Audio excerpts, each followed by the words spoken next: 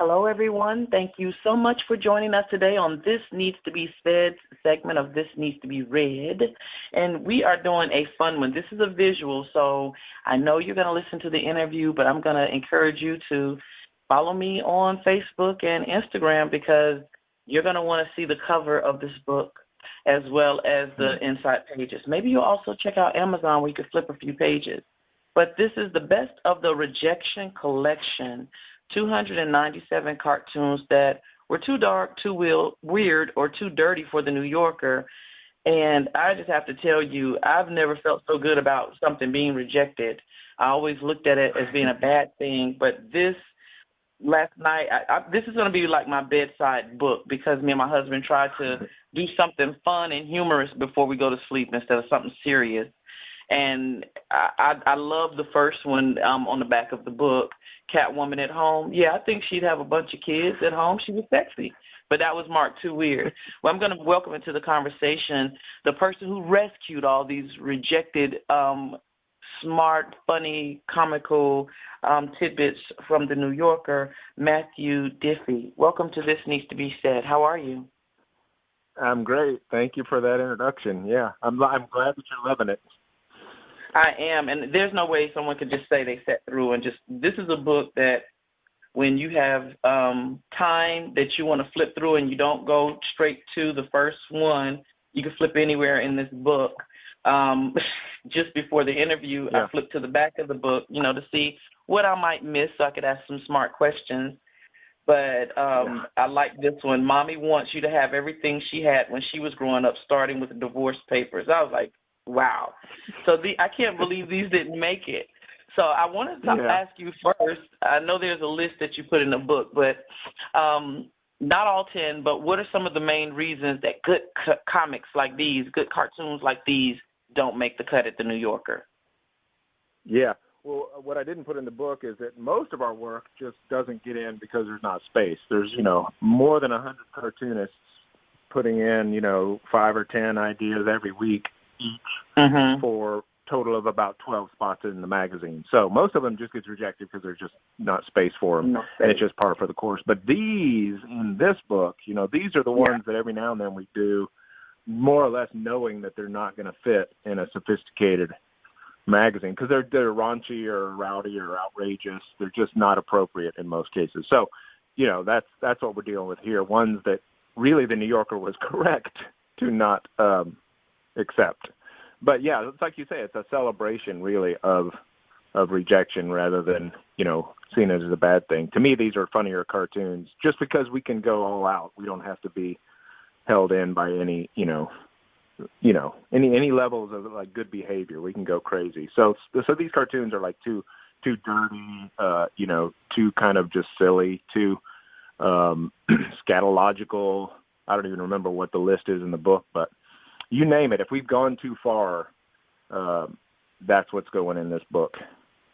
Definitely. And even though I'm not a cartoonist, I put the cartoons, the sophisticated, smart cartoons, in the same category with crossword puzzles. You have to be smart enough to get it.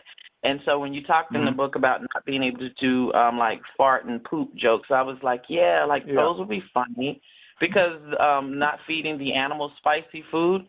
What was wrong with that? Like, I think that's not only good advice. I like elephants.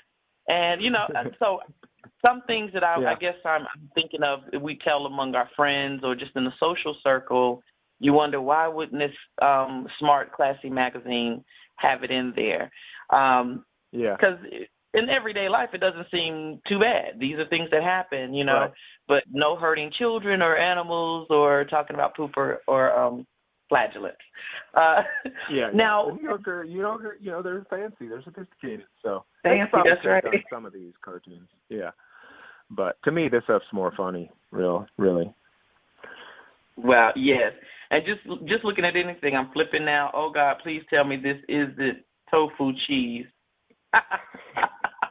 And the mouse is it's trapped. A mouse that's, he got trapped, and it wasn't even the real cheese. That's that cartoonist named Alex Gregory, who's hilarious. Yeah, so all of this for me is now, if I can't make sure that I've watched something on TV or had a funny conversation, this book is going to do it for me. The other thing I was thinking about Rejections is that it does get some people down because they probably were raised like I was. You know, if you're not the first person to win, you're the first person to lose, or, you know, if you didn't give 100%, you didn't do good. Like just a not good enough thing. But I can't find a not good enough thing in this book. Maybe not for the New Yorker, right?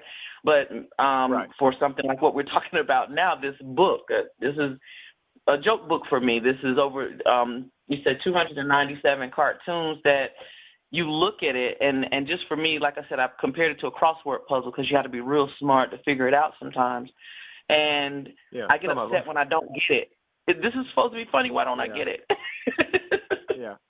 Well, nobody gets them all. I don't get them all, you know. And some of these you need to be smart, and some of them you don't need to be smart at all. So that's kind of the joy of, what you usually see from the New Yorker is that kind of like puzzle, almost a mental puzzle. But here, some of them are just so silly and dumb that they're easy to get. And also, there's the cartoons in the book, and then there's also these questionnaires that I made the cartoonists fill out. So there's 297 cartoons, but there's thousands of funny little tidbits in here that you can really dive into. And I was scared of all of these questions. I'm worried about your husband, though. If you're reading this next to him, he is not going to be able to sleep. You're going to be shaking No, he's not, because I'm going to laughing. I'm gonna nudge him and be like, wait a minute, there's one more. And he might take it from me because these seem like more jokes that guys would tell, and the girl would be like, ooh, don't say that. But I was scared to ask. We got a lot of cartoons. We got a lot of. There's a lot of female cartoonists in here making some pretty outrageous ones. I know. Bad girls. I love them. Yeah. So where do you get your ideas? That's going to be my last question before I tell everyone to get a copy of your book. I mean, I always say I get them from my head, but the truth is I get them any way I can get them. So I'm always carrying a notebook, and these days it's your phone, just looking everywhere. But I do sit down for at least a couple hours with a cup of coffee and a blank sheet of paper, and I just start.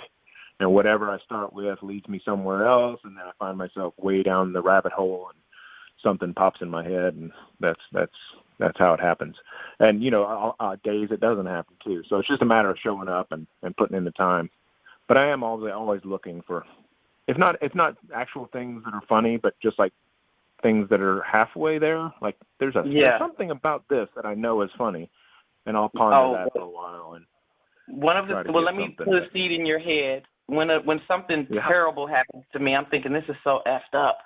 I'm saying, okay, it'll be funny later. So I wait, and I hope that messed up thing is happening for me later. Tell everyone on This Needs to Be Said how to get a copy of your book and continue to share these cartoons with people on your book tour. Yeah, I think the best way is to go to your local bookstore, grab a copy or 12 for everyone you know. That's right. Of course, get them everywhere, Amazon and everywhere else you can get books. I would love it if we just started our social media for this book, Instagram and Twitter. I would love it if people found us there. I mean, it's brand new. We're just starting, but I'm trying to create a place where cartoonists and fans of cartoons can just, well, I'm on my way to it right now.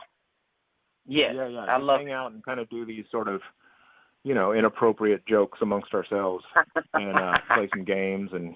Yeah, because, I mean, the rejections are always coming, so we're always putting fresh rejects up there, things that won't even be in the books yet.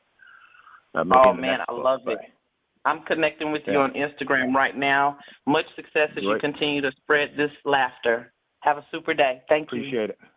You too. Bye.